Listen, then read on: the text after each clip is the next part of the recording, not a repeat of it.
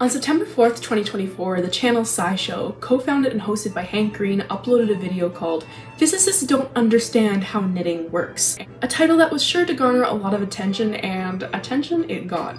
Knitters across the internet were furious with the video, not only for its many errors, but also for its portrayal of knitting overall. So today I want to talk about it. What mistakes were made? Why were crafters so angry, and what's my take on all of it? Hello friends, for those who are new here, I make videos about textiles and pop culture, and admittedly I'm a little late to the party as pretty much everyone's given their take on this already, but I think it's important to keep the conversation going. People were very upset about this video, including myself, and that's worth examining.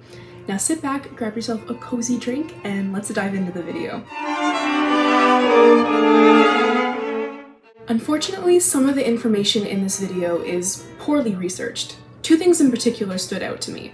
Not even 1 minute into the video, he says this. One of the oldest knit objects in the world is a sock. It's about 800 years old. It was a simple thing, a pattern of knots in the shape of a cylinder with a bend toward the end for the heel. First and foremost, knitting is not a series of knots. It's a series of loops that are built up in rows, which is why it's so easy to pull apart. Based on what he's describing in this video, it's likely he's talking about these. Found in a burial ground in Greece in the 1800s, these Roman socks were not knit, but they were made using a technique called nail binding, or needle binding. They have a split toe to accommodate thong sandals, which were a popular style at the time. And these socks date back to around 350 to 420 AD. These socks are a wonderful showcase of textile history, and to give Hank some grace, a lot of sources do mistake them for knitting. A more accurate example could have been these fragments of white and indigo socks that were found in Egypt but originated from Europe. These date back to around 10 to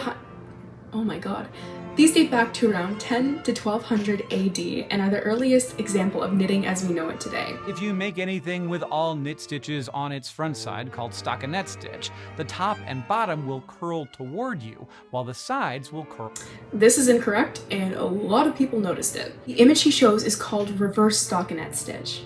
Stockinette stitch is defined by the little V's it creates on the knit side. Ultimately, the yarn settles into the position where it's under the least amount of tension. In other words, it relaxes into the lowest possible energy configuration, just like a ball coming to rest at the bottom of a driveway. That's why once you have made your stitches, you can stretch out the fabric however you want, but the tension in the fabric will generally pull it back into its original shape. And usually that original shape is not perfectly flat.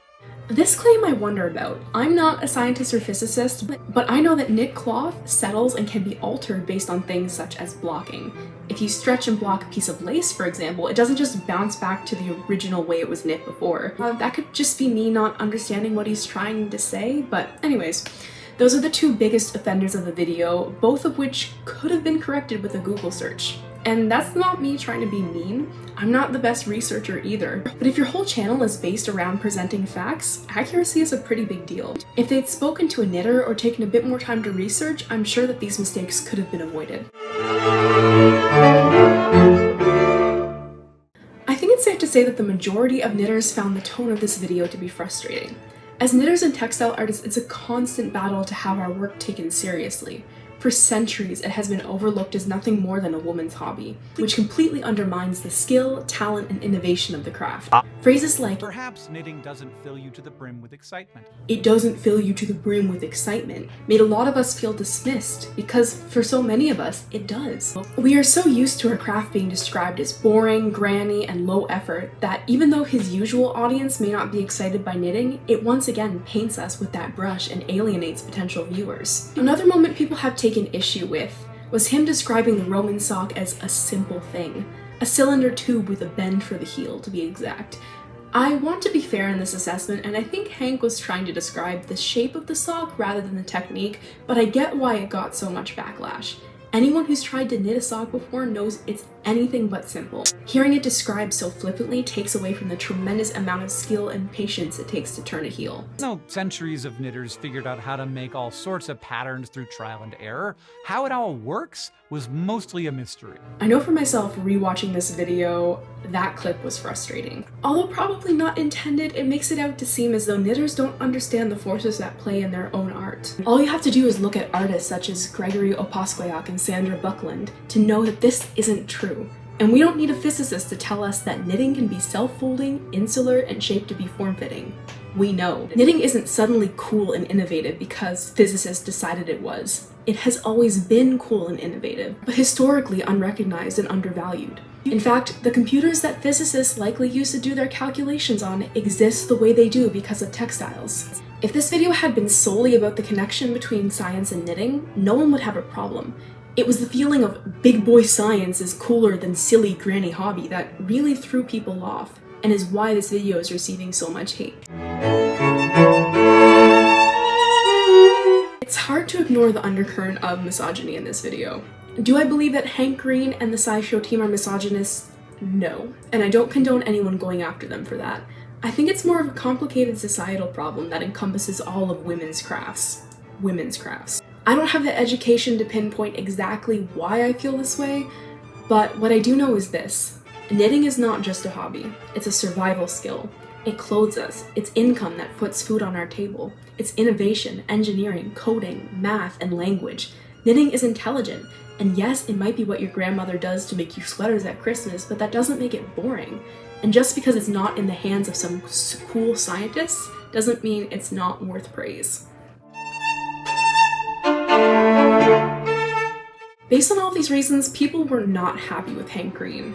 I know for me, my homepages were flooded with video critiques and jokes at the channel's expense. As far as I know, at the filming of this video, no formal apology has been made, but Hank Green did post this to TikTok. Hello, it's Hank. I've read a lot of comments about knitting in the last week. I've also watched some videos about knitting, and I've learned a lot about knitting in the last week. I haven't really known how to deal with this, like how to talk about it, which is why I haven't done it yet. Because, you know, in part because like I host SciShow, and I, a couple of years ago, for the reason that you're thinking, I stepped down from being in charge of that. And when you do that, you like give up the power, and you don't want to like barge back in sometimes and be like, actually, I need the power back. So can I be in control for a little while, you guys? I know the SciShow team takes critique seriously, and I've watched them enact their policies a bunch of times, and I don't butt in there. It would be bad for me to do that as a person who is not the boss. But clearly, there's a child. Who's that? He's looking at my car. I have not had the chance to, and I think that this was infecting the way that I was talking about it, to like understand knitting as the tremendous bonkers technology that it is. And the videos I watched were like good and in good faith, and so were almost all of the comments I saw, including the ones that said to show my contrition, I should knit a pair of socks. Even one person suggesting I knit a pair of socks without a pattern.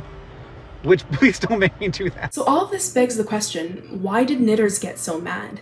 And I think it boils down to this. If it were any other science-related topic, these glaring mistakes probably wouldn't have been made. They could just be honest mistakes, but it gives the impression that they didn't put much effort into the video because it's just knitting. People were excited to see a video talking about the cool ways their craft is used in science, only to walk away feeling insulted. People take their passions seriously, and I don't think it's unreasonable that a channel based on science should strive to be as accurate as possible.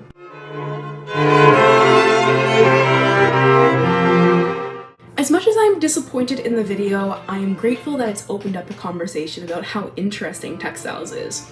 I don't think that SciShow or Hank Green set out to be malicious. I think they saw an opportunity to share how knitting is used in science and made a video about it, and for that, I'm thankful. I only wish that more care had been put into the tone of the video, especially because it's a topic that so many of us care about. I also don't think it's right to attack Hank Green over this. He more than likely didn't even write the episode.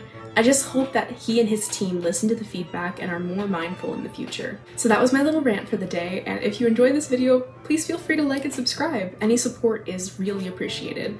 Feel free to leave your thoughts down in the comments, and I'd love to see and hear what you think about the topic. If you have any ideas for what you'd like to see next, I'm always open to suggestion, and thank you so much, and stay safe out there in the big world. Bye.